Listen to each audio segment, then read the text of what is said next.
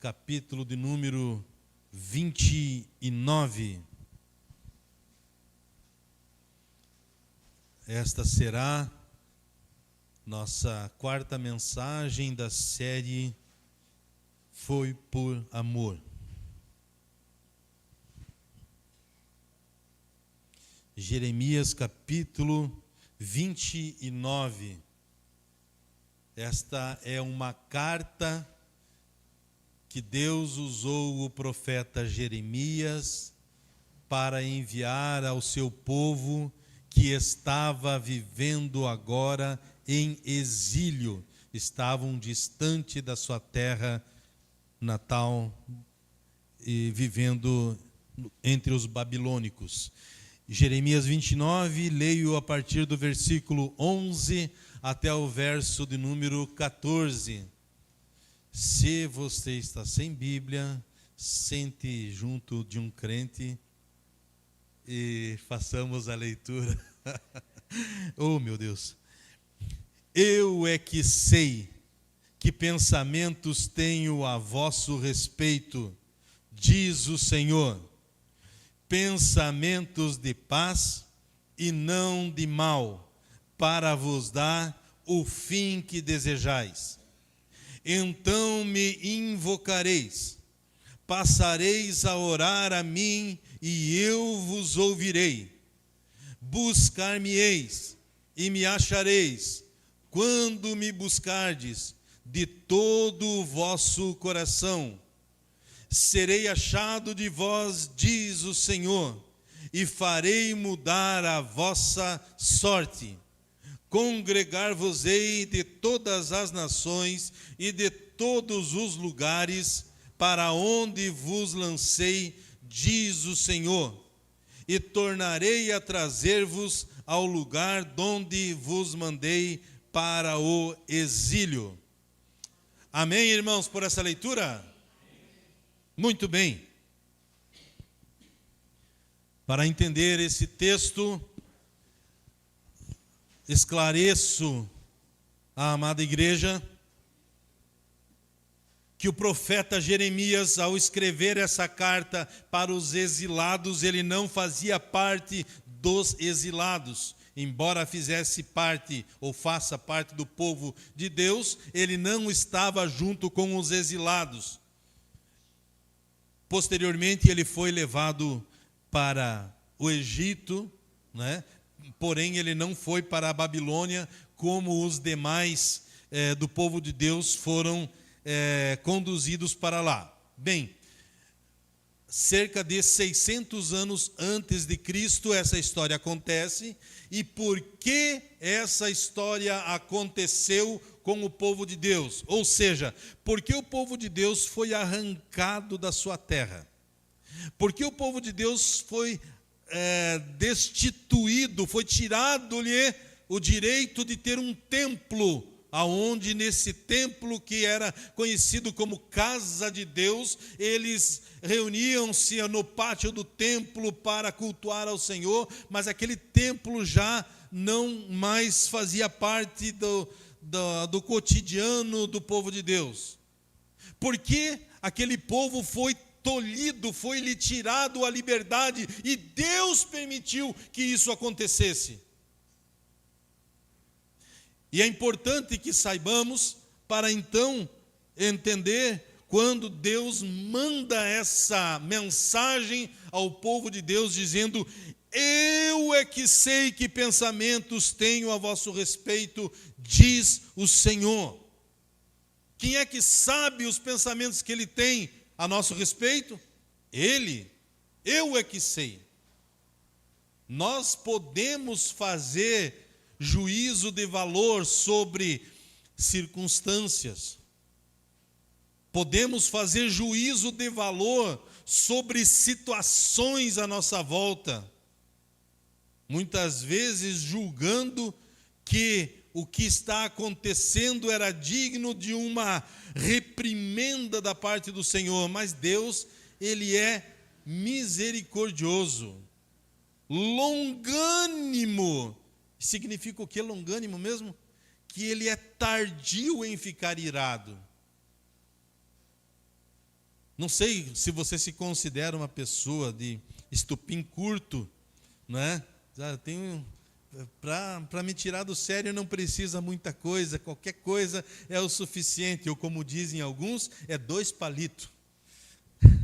Para que o humor mude, as situações mudem, eu não sei, mas a palavra do Senhor, uma das virtudes do Senhor que nós podemos nominá-la é a sua longanimidade, ou seja, ele demora em irar-se, em ficar irado.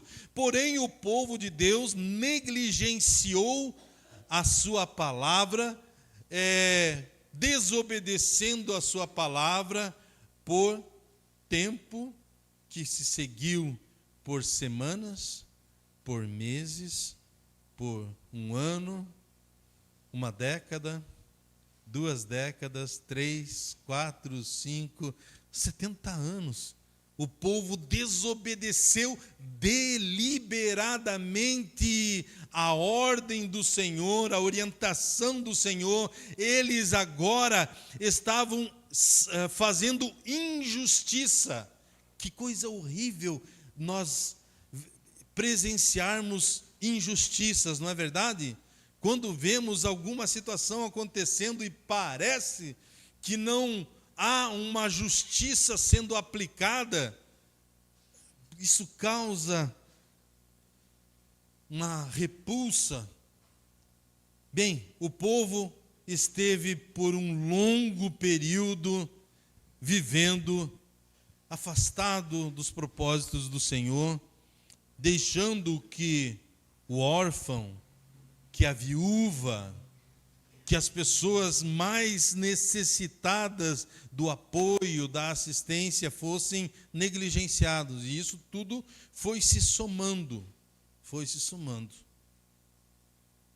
E chega um momento em que a longanimidade do Senhor chega no seu limite, e o povo agora sofre uma reprimenda, sofre uma correção.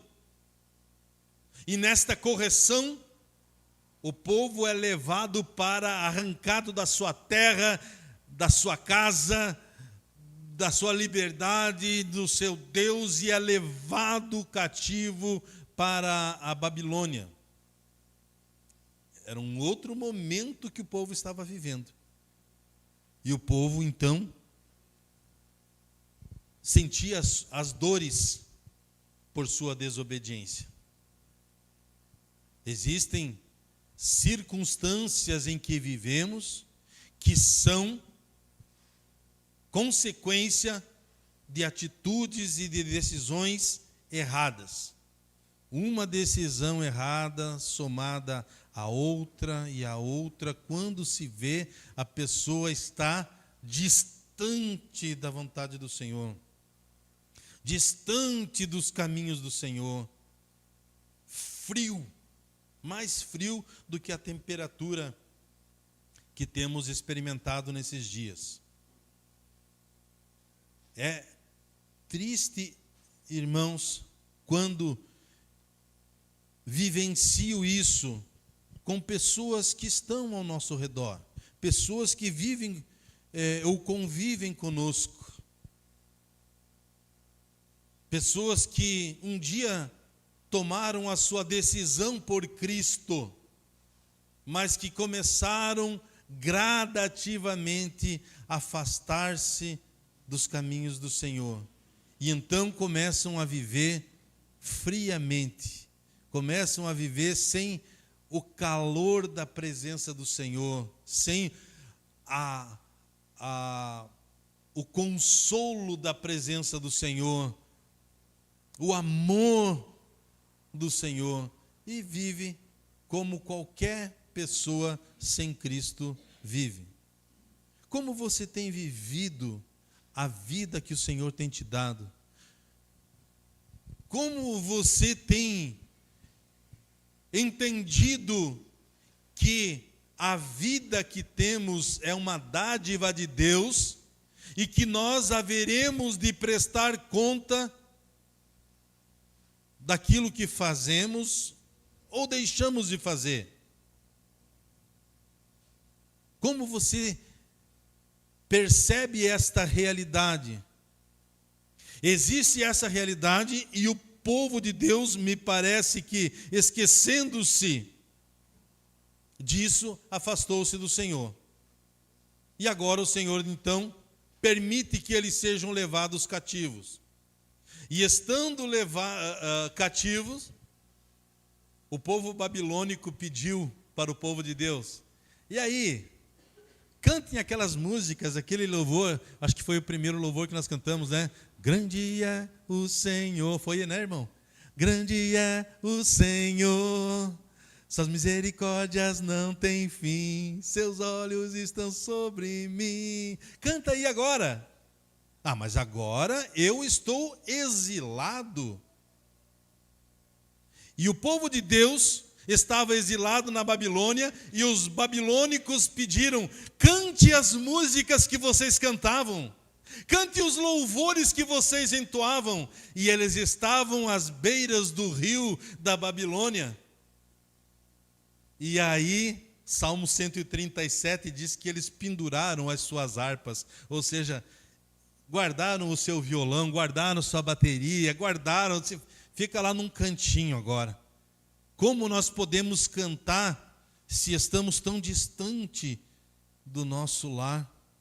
Se você quer se certificar disso que eu estou falando, o Salmo 137 vai te ajudar. Exatamente isso. O povo pedindo para eles: aí, cante as canções que vocês cantavam. Como podemos cantar nesse momento de dor? Mas o fato é que Deus conhecia a dor do seu povo, e a dor que o povo tinha, sabe qual era? A dor de sentir-se abandonado por Deus. Porque quando somos corrigidos por Deus, é possível que alguém pense que agora Deus me abandonou. Deus está triste comigo. Deus está triste contigo. Por isso é que eu estou passando por isso. Mas Hebreus capítulo 12 e o versículo 6 diz: qual é o pai que não corrige o seu filho, ou o filho a quem ele ama? Qual é o pai que deixa o seu filho sem correção? Então, aquele povo, o povo de Deus, esse que Jeremias escreve esta carta, consolando o seu povo, esse povo estava sendo agora disciplinado por Deus.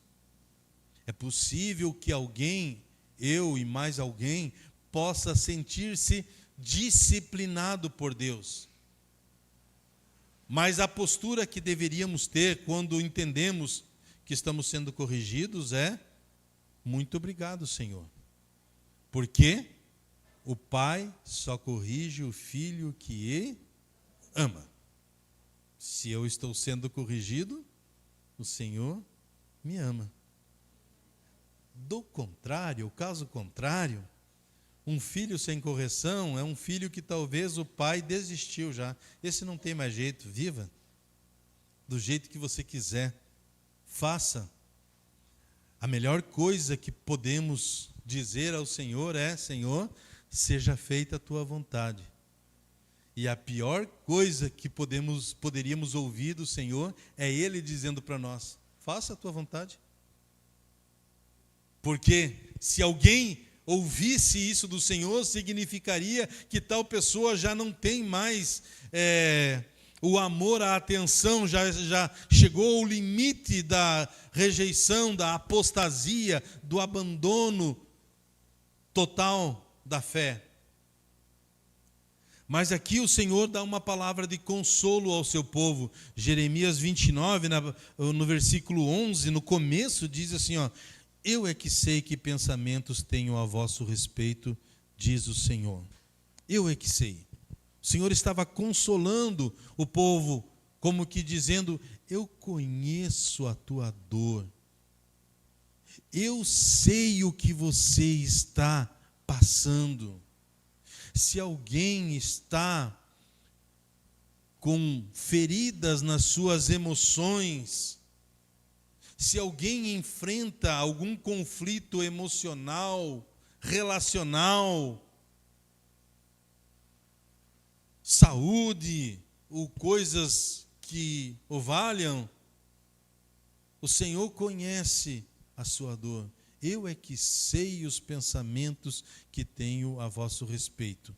O Senhor estava dando uma palavra de consolo, dizendo, não é o que os babilônicos estão dizendo, não é porque você agora está longe da sua terra natal que você está longe do meu cuidado. Não é porque você não está na sua terra que você está distante dos meus olhos.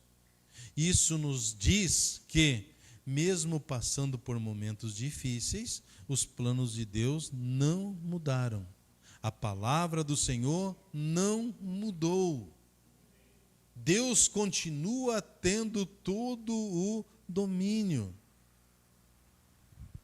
Ele conhece a sua e a minha dor. E aí ele diz assim, ainda no versículo 11, sei os pensamentos que tenho a vosso respeito, pensamentos de paz e não de mal, para vos dar o fim que desejais. Pensamentos de paz e não de mal. Querida igreja, este povo que recebeu esta carta, uma carta de consolo, mas se nós fôssemos olhar o versículo anterior, nós lemos o versículo 11.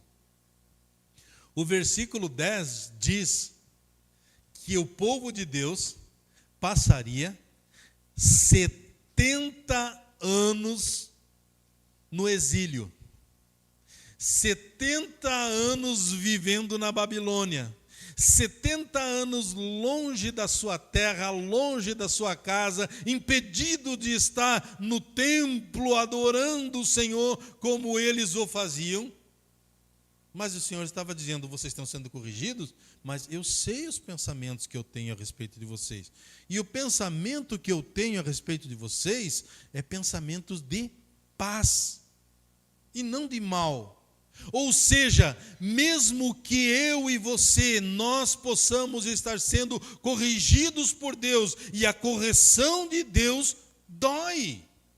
Mas a correção do Senhor não é o fim da nossa vida, mas é um meio que Deus utiliza para restaurar a sua e a minha vida.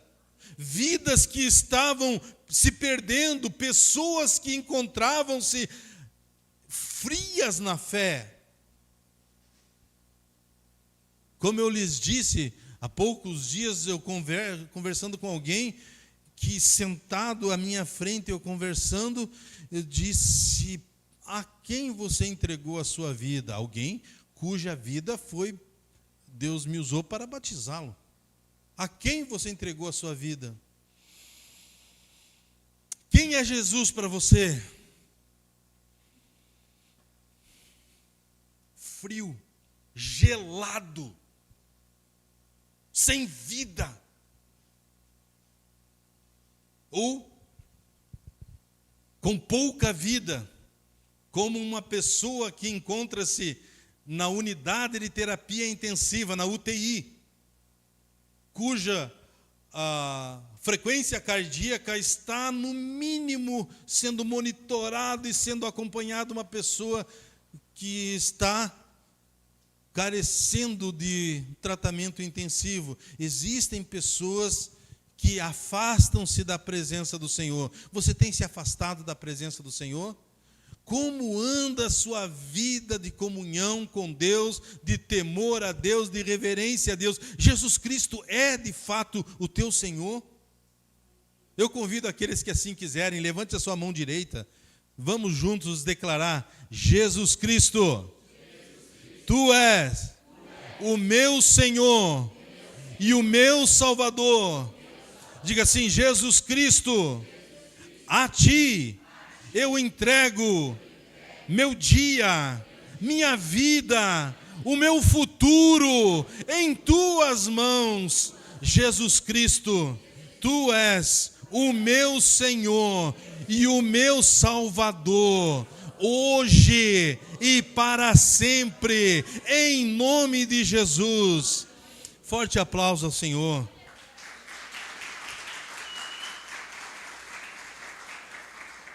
Sou eu que conheço os pensamentos que tenho a vosso respeito, pensamentos de shalom, pensamentos de paz e não de mal, para vos dar o fim que desejais. O shalom, a paz, é a provisão, é o cuidado, é a prosperidade, é a alegria, é o prazer de viver. O que eu tenho para vocês é shalom, é paz que excede o entendimento. Mas aquele povo ainda ficaria durante 70 anos longe do caminho, da casa, da sua terra. 70 anos afastados da sua terra. Porque foi precisamente esse tempo que eles passaram afastados da presença do Senhor. Aquilo que o homem semear, isso também ele ceifará. A misericórdia do Senhor é que nos faz ceifar aonde nós nem plantamos. A bondade que nós não plantamos, muitas vezes Deus nos dá a colher. Eu não mereço. Como aquela canção que entoávamos, eu não mereço tanto amor, eu não sou digno do seu perdão, né? Não mereço, reconheço, mas o Senhor tem derramado sobre mim ou sobre nós este consolo. Ele disse, eu tenho pensamentos de paz e não de mal para vocês. O objetivo final de Deus não era a destruição de Israel, mas era a restauração. Talvez você esteja passando pela dor da correção da parte do Senhor, mas o objetivo dele não é sua destruição, mas é sua restauração. Porque ele nos ama. Ele entregou-se para nos resgatar, e por amor é que ele permite que sejamos corrigidos, e muitas vezes a correção para nós não são vistas com bons olhos. Não vemos com bons olhos alguns momentos que passamos, mas alguns desses podem ser permissão do Senhor para que sejamos por Ele restaurados. Eu é que sei que pensamentos que tenho a vosso respeito, diz o Senhor. E aí ele diz, são pensamentos de paz e não de mal, para vos dar o fim que desejais. Não sei quais são os planos que você tem. Eu sei dos planos de Deus para a sua vida. Pensamentos de paz e não de mal.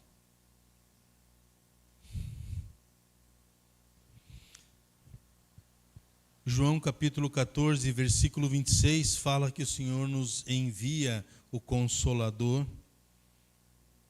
Assim como eu já citei anteriormente, Hebreus 12, 6, Deus corrige o filho a quem Ele ama.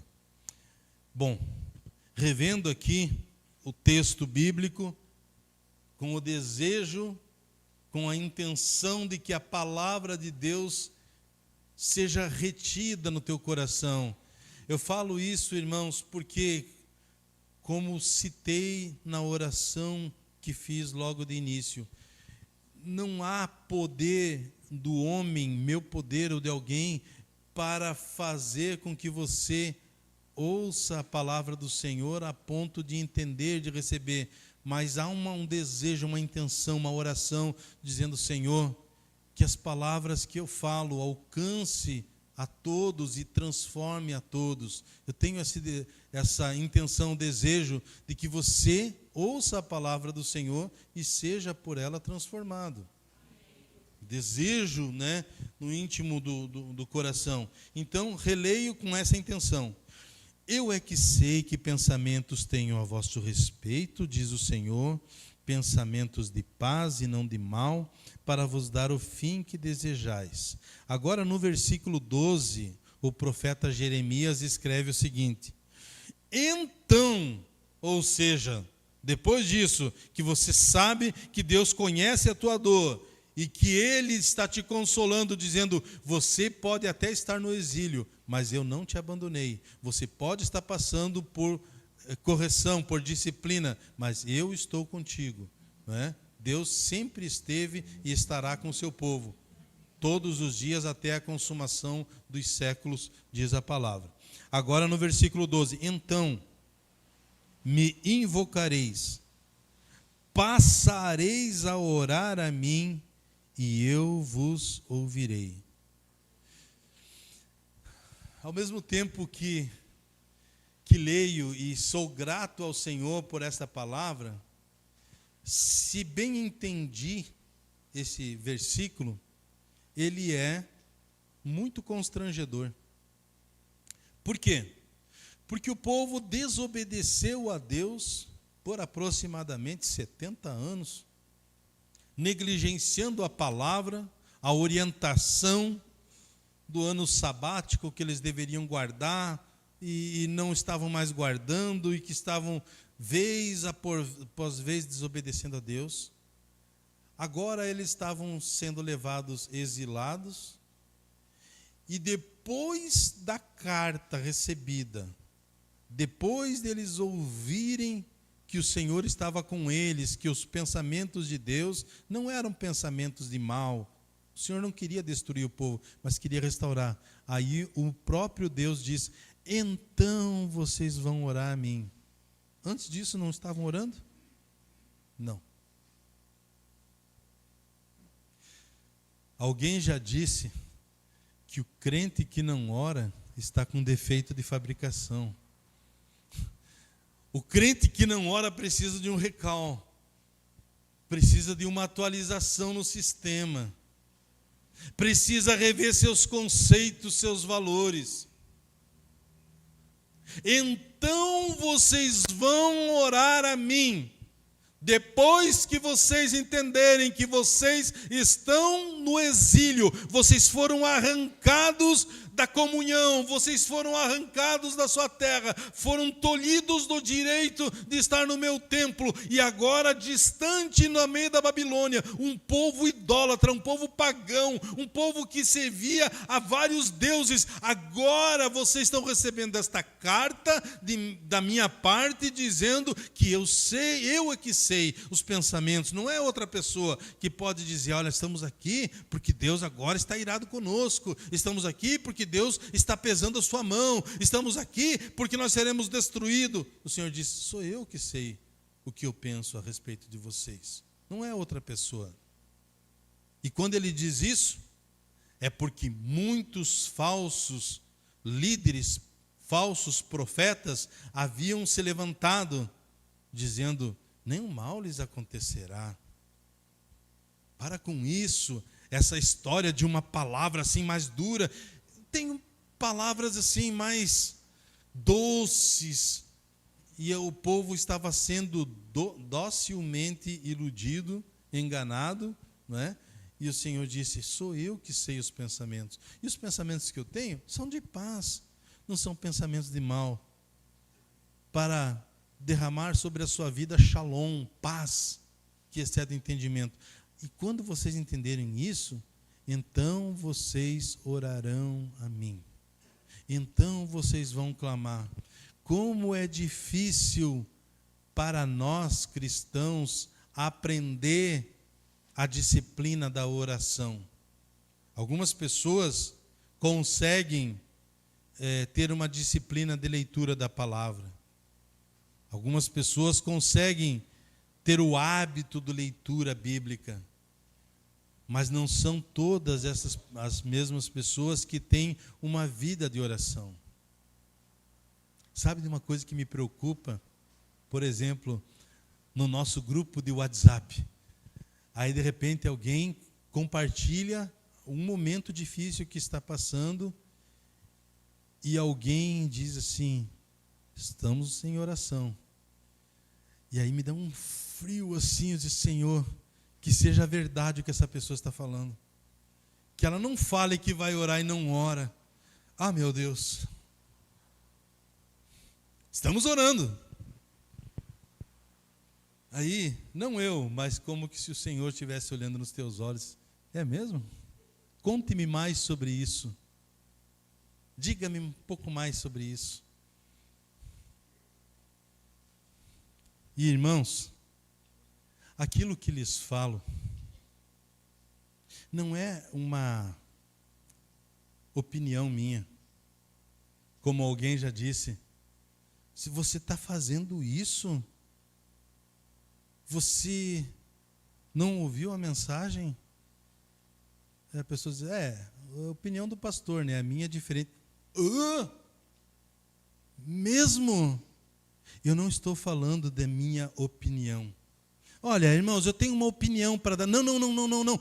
Eu estou lhes mostrando princípios da palavra. Serei cobrado se eu não lhes orientar. O que você fará é sua responsabilidade. Mas o profeta Jeremias, usado por Deus, disse, então vocês passarão a orar a mim. E aí ele diz mais, e eu vos ouvirei. Deus ouve quando você ora, crente. Deus ouve quando você ora, meu irmão, minha irmã, senhoras e senhores. Deus ouve a nossa oração. E o apóstolo João disse, se sabemos que Ele nos ouve, temos a certeza de que obtemos a ajuda, o auxílio, o socorro do Senhor. Deus ouve a sua oração. Então, ele diz, então me invocareis, passareis a orar a mim. Então vocês vão me invocar.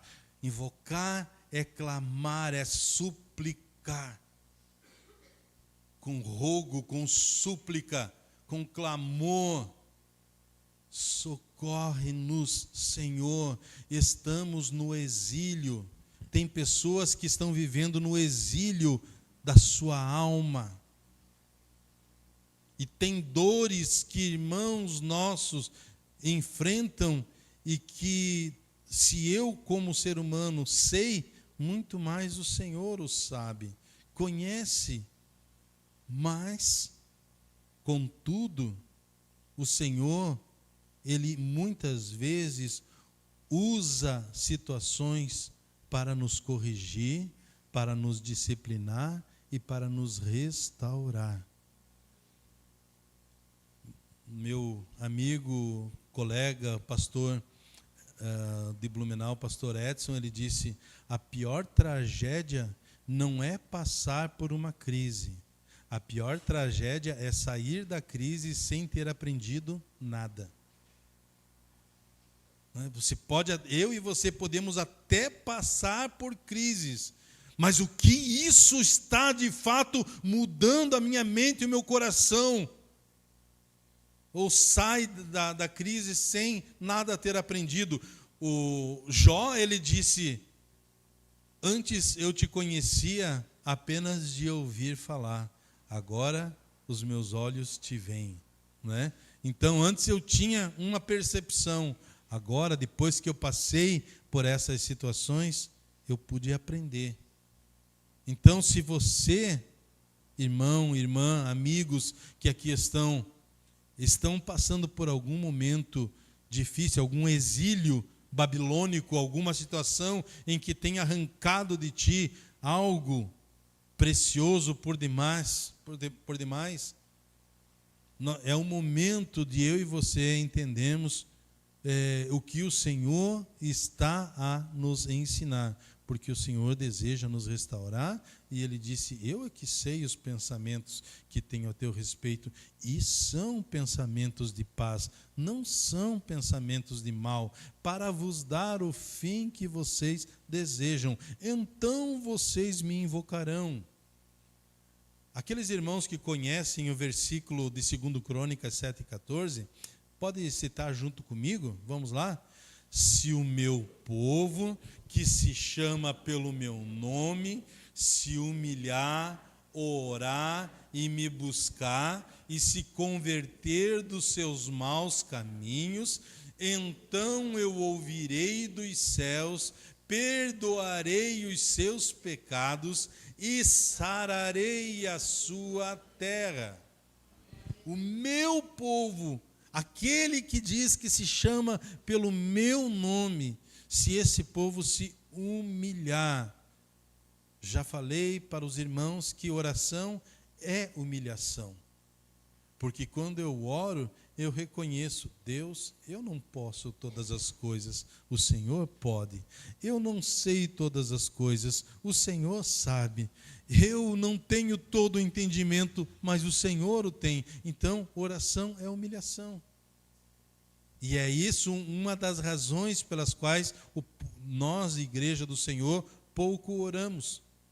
Por quê? Porque é o orgulho do ser humano de achar ou de julgar que podemos resolver a situação do nosso jeito.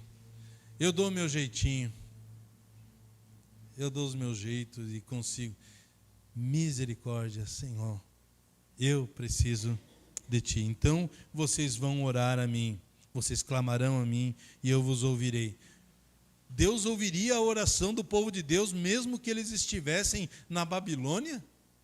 Mesmo distante de Israel? Deus ouve a oração, mesmo de uma pessoa que encontra-se desviada? Não é que ouve?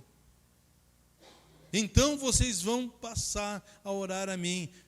O profeta Jonas que o diga, não é?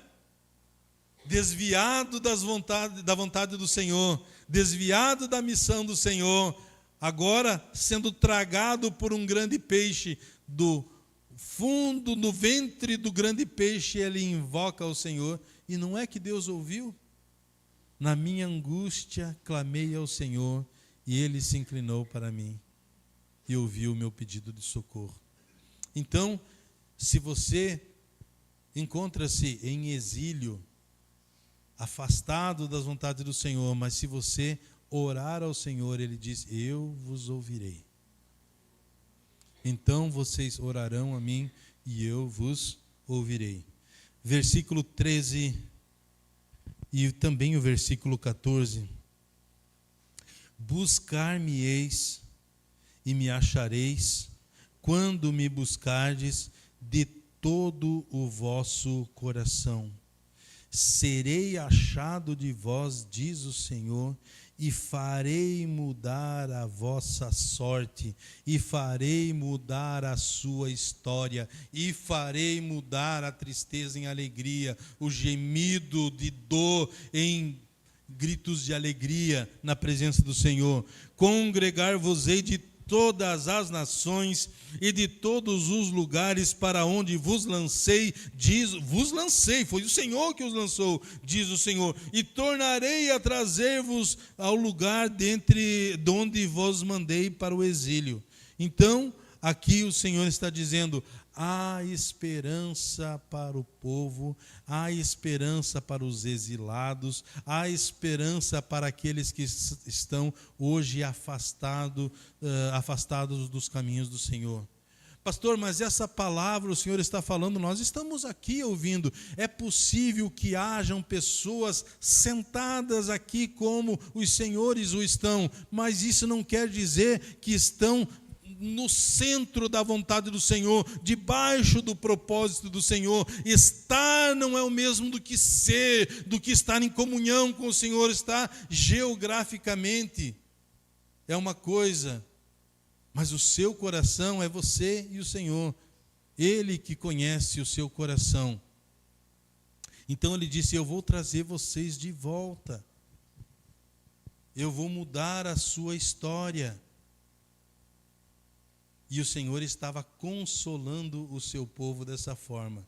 E disse a eles, enquanto vocês estiverem na Babilônia, vocês vão continuar plantando, colhendo, casando, tendo filhos. Vivam, porque eu estou dizendo a vocês porque eu sei os pensamentos que tenho a vosso respeito. Eu é que sei.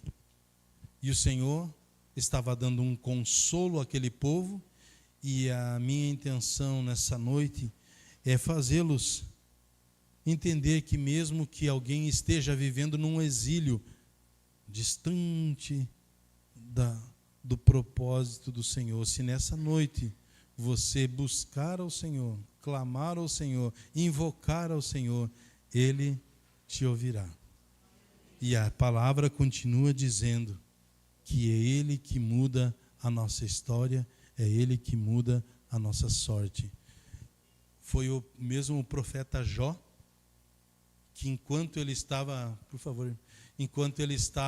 vivendo num momento difícil da sua vida, o Senhor mandou que ele orasse por seus amigos, que ali estavam. E a Bíblia diz que enquanto Jó orava por seus amigos, Deus mudou a história dele.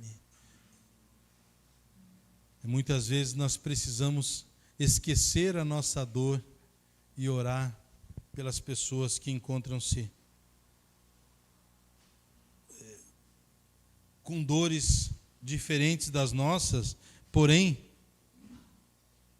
com a maior das dores de não ter a certeza da salvação, e você o tem. Você o tem. E eu e você, tendo a certeza da salvação, precisamos então voltar-nos ao Senhor. O povo de Deus era povo de Deus, mas não estava orando. Você, parte do povo de Deus, parte da igreja do Senhor.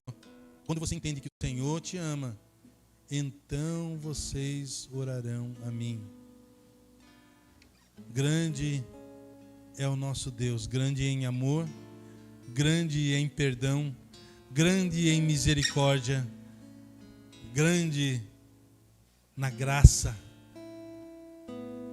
Meu convite nessa hora para você, mesmo que você possa estar nas prisões da Babilônia, ou seja, com as tuas emoções presas no passado em tantas coisas, essa é uma noite que você pode orar ao Senhor. E o Senhor já está dizendo: eu vos ouvirei, eu vos ouvirei, e vou mudar a sua história. Não deixe que a Babilônia, que as experiências ruins do passado prendam o teu coração. Tem pessoas presas no passado. Essa é a Babilônia. Mas o Senhor, nessa noite, está dizendo: vocês vão passar a orar a mim, e eu vou ouvir a vocês, vou restaurá-los e vou mudar a sua história. Vamos louvar ao Senhor?